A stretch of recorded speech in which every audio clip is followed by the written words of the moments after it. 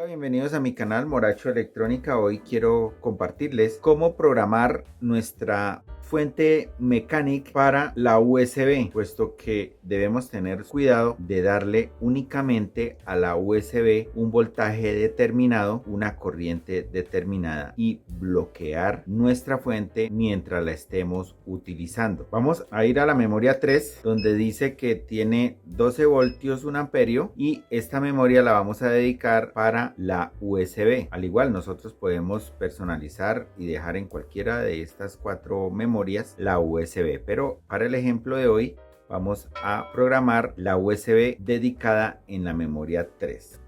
Entonces vamos a buscar el voltaje 5 voltios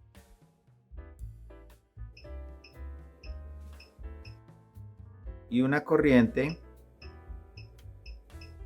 de 2 amperios y medio máximo. Teniendo así programado, presionamos por varios segundos M3 hasta que pite 2 veces.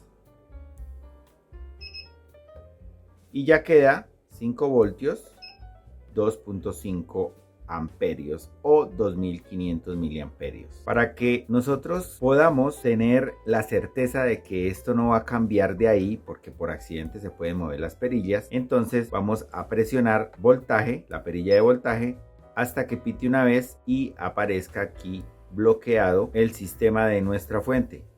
Así nosotros, por más que movamos las perillas, siempre va a permanecer en 5 voltios y 2500 miliamperios. La fuente no se va a mover de ahí. Ahora sí, vamos a ensayarla. Conectamos un cable y vamos a conectar un celular.